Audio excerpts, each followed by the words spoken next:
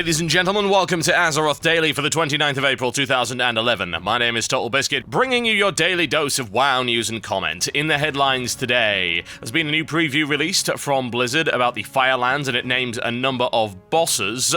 Now, it does give some screenshots in this regard, and shows that one of the bosses is actually Major Domo Staghelm, Archdruid of the Flame.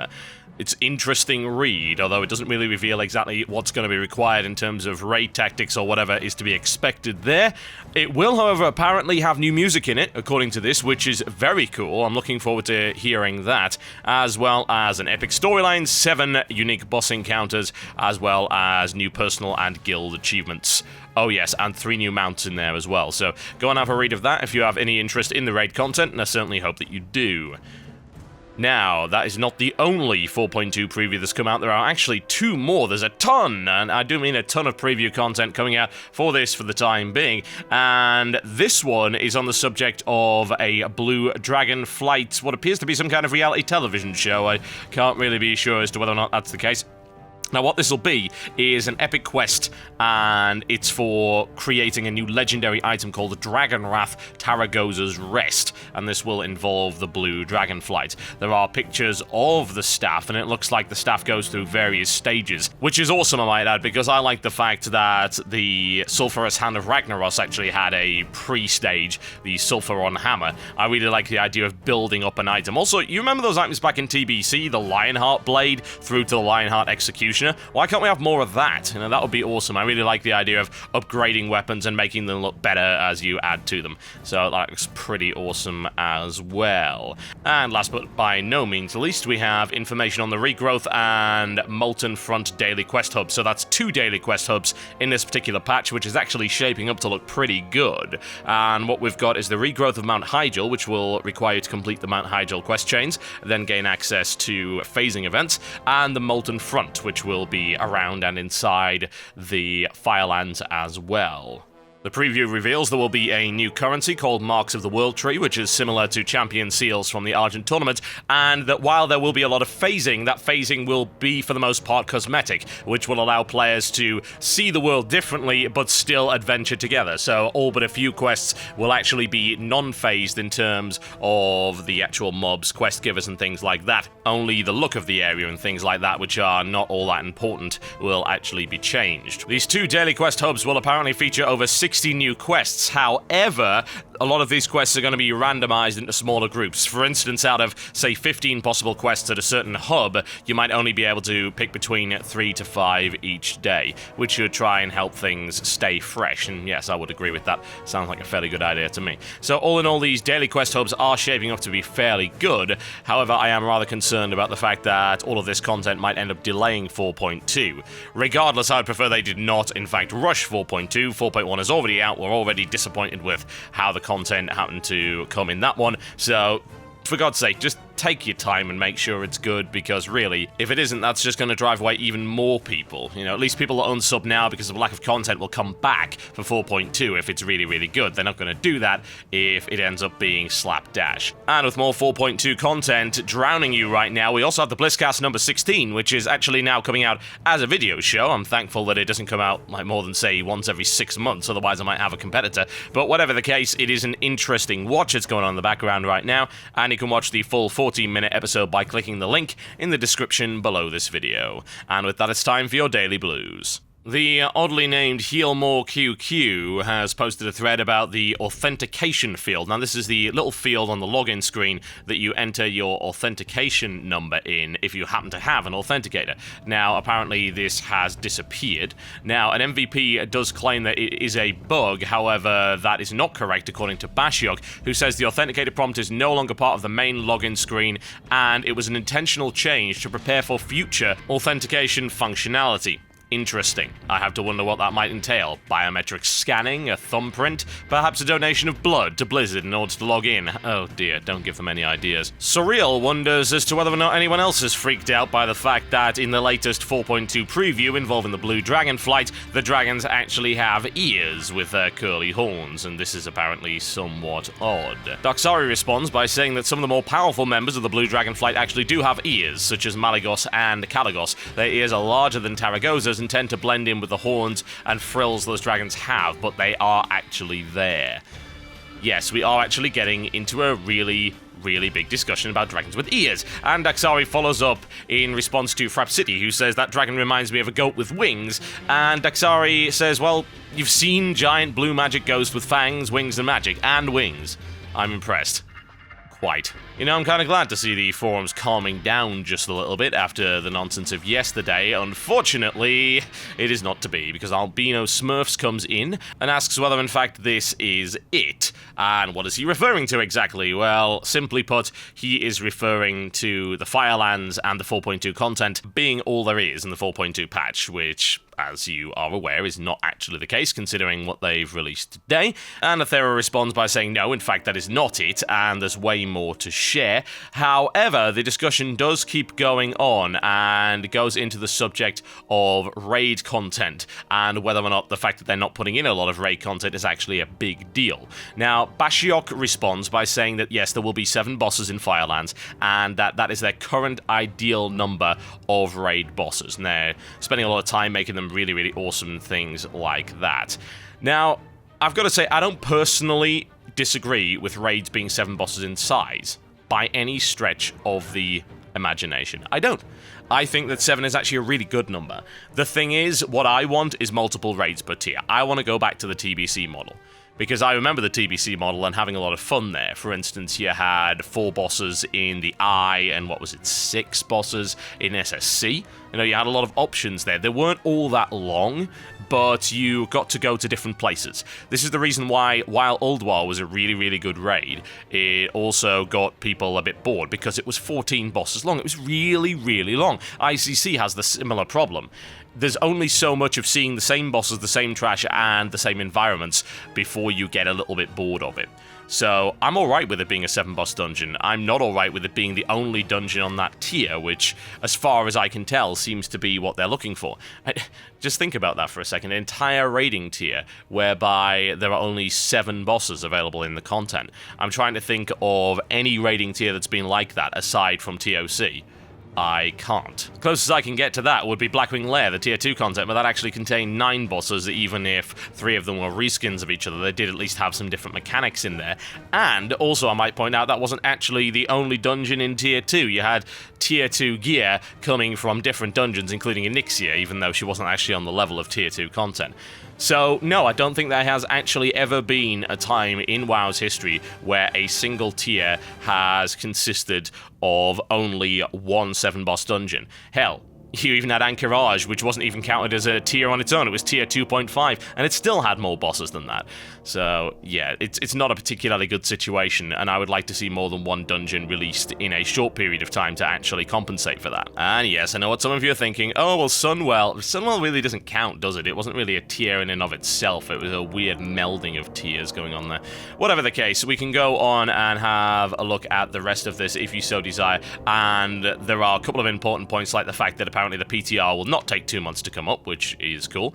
And then Bashiok also continues by saying that they feel that people shouldn't be forced to play the game more than a couple of nights a week to keep up on progression, but they don't. The point is that you give them the choice. People don't have to beat every boss. And honestly, loads of people are beating the bosses anyway. If we have a look at WoW progress, what you'll see is the normal modes are being taken down by an absolute metric ton of people. I think the only bosses that are really tripping people up are Nefarian and Alakia. The vast majority of the rest of it is being taken down by the majority of raiding guilds. I mean, you're looking at stuff like Ascendant Council, which is the hardest in there, being beaten by 2/3 of the raiding population. And yes, the end bosses aren't being beaten by so many people, but the vast majority of content is. You don't have to be able to finish the dungeon in order to get some value out of it. That's what I've always thought. Whatever the case, I don't really want to go any more on this because there is loads, and I do mean loads of content in this thread. It would take me all day to get through all of it. So what I would say is that you go and read it yourself. The link is in the description below this video. And with that, it's time for your daily grind. Now, I'm mashing quests into one here because some of the quests in the JJ Keishan line are not all that interesting. And in the previous episode, we saw that we had to go and fight find the items of JJ Keishan, and you also have to go and find his squad, which involves going through a number of quests to rescue or otherwise discover members of the squad, and when they're all gathered together and he's got his equipment and things like that, you all get in a rocket-powered boat, because hey, why not, and start the next phase of this epic adventure. And we'll be covering more as we go on, including the exciting conclusion, which may or may not involve explosions. And with that, it's time for your weekly feature. This is the Postcards from Azeroth. Now, for this week's contest, I asked you to enter things which do not belong. Yes, the things that should not be. It's a Metallica-themed contest. And the first one comes in from Samantha Luntz, who says that I always thought that Death Knights were supposed to be all dark and evil, since they're servants of the Lich King, but no, this damn Sparkle Pony just totally ruined that image for me. Yes, as I can see, it looks like it's actually terrifying, that woodsman back there. I don't really blame him. This one comes in from Courtney, who points out this snowman in the middle of Oldham, and I think it might be just a little warm for that. More to the point, why would the camel simply sit there cooperating with it? It seems unlikely that Snowman has an evil gleam in his eye. I do not trust it. This one comes in from Andrew Crates, who says, yes, it's a companion cube, although I do have one question, where is my portal gun? Yes, I'm not really sure why that is there, if I'm totally honest. Maybe it was just a lost shipment of Valentine's gifts. This one comes in from Devon Davies, who says, I can't quite tell if this is exactly natural. Yes, honestly. Kind of an unfortunate position for that baby bunny to be in, by the looks of it, because I have the feeling the chef is looking to make a nice, tasty morsel out of it. This one comes in from Kaylin Cook that says, spot the odd one out. Oh, that shouldn't be a problem. Yes, it's the red plant to the side, right? Really? It isn't? Huh, well, I'm sorry, I'm totally stumped by that. This one comes in from Bobeka Octavian, the Fires of Winters. What the hell? Why? Yeah, that really does look odd, doesn't it? And needless to say, it has not melted the snow around it. This one comes in from Daniel McGlynn that says, in the cold, frozen lands of Northrend. Wait, is that a jungle? It is, in fact, a jungle, yes. As to why it is the way that it is, who frickin' knows? A wizard did it, perhaps. Yes, I suppose it was to take away from the fact that the rest of it is all bloody snow. This one comes in from Axel Ernstead that says, there's something out of place in this orc, but I can't quite put my finger on it. Well, his fashion sense is particularly weak, I have to say, so perhaps that's it.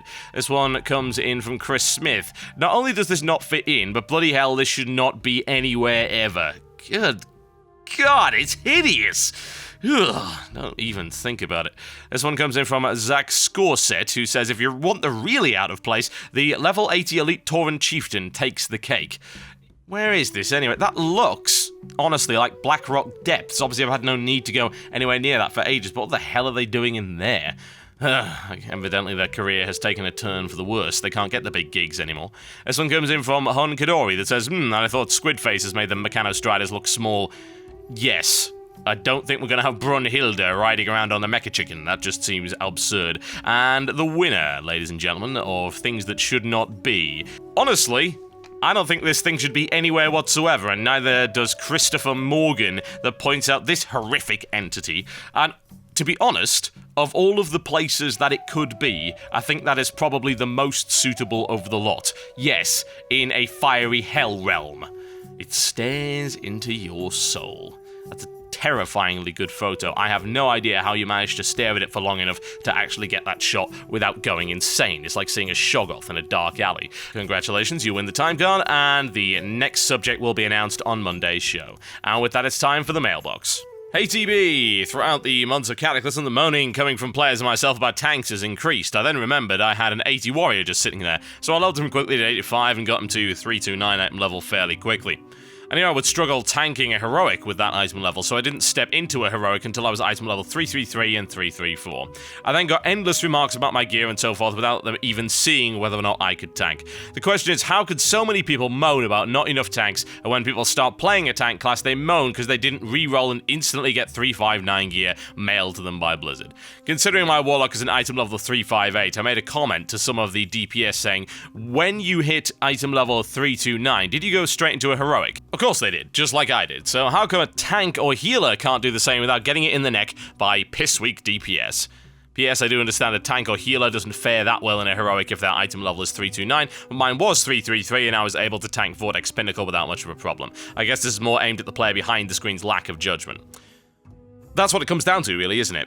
This is actually endemic of something that started happening within Wrath and got worse throughout the time of Wrath and has now transitioned into Cataclysm. A lot of people blame this on gear score, but I don't really see it that way.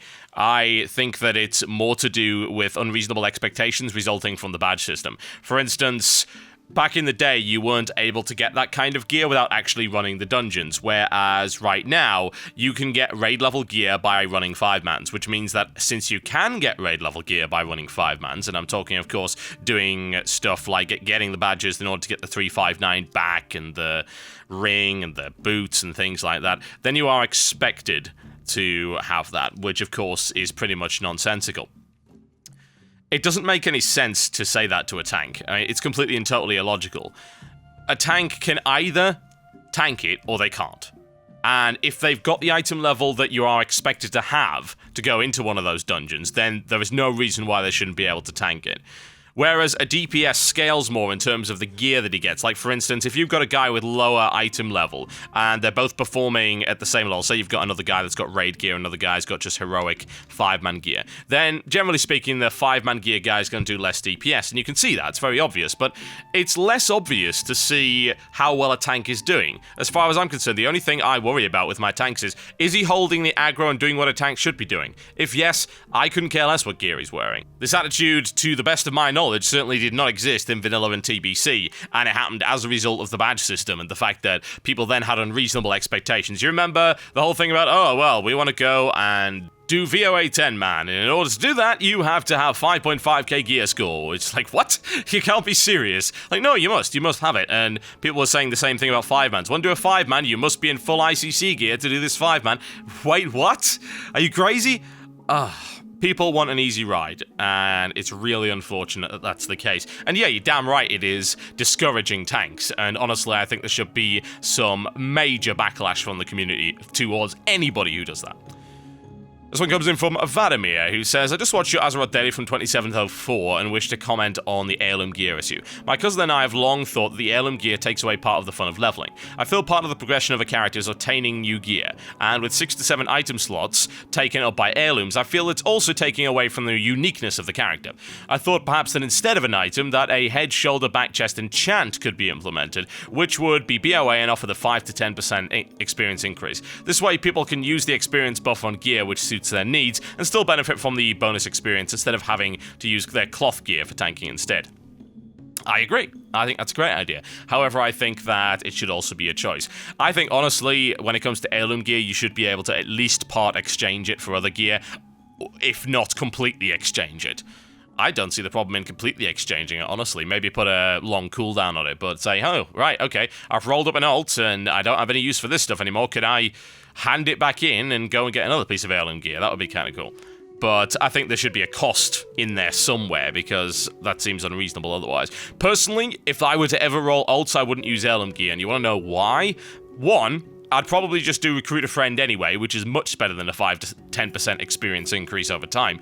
And secondly, I like getting new gear. I think that is part of the fun of leveling up, and to me, it's also part of the fun of running dungeons and doing PvP and stuff like that. It is part of the fun. It's not all of the fun, but it certainly helps. I can definitely see why some people would want to run around with an Arcanite Reaper and things like that, but to me, it's more fun to say, hey, look, I've just got hold of this. You know, I got my Whirlwind Axe, yeah, and then I go on to get this other item, and that's cool. I like that a lot. I think that progression is enjoyable. Some people don't. I think the choice should be there, though. I think you're right. I think you should be able to have an enchant which has the 5 to 10% experience increase, but you can just put it on gear and take it off gear. That would be nice, because bear in mind that enchant isn't going to last you more than a few levels. So I would think that it would be something that had multiple uses or casts or something like that.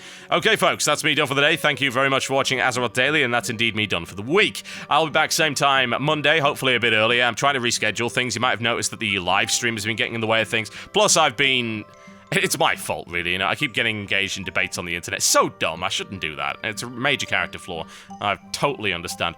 But whatever the case, I'm trying to get this one out earlier, so I'm going to try and get Azeroth Daily done before the StarCraft livestream. That'll mean the StarCraft livestream is obviously a bit later in the day, but that Azeroth Daily gets out earlier, which seems to make more sense since it's the more watched show. Thanks a lot, guys. Have a great and safe weekend, please. Don't go dying on me. I would miss you as a subscriber, that I could guarantee. And I'll see you next time.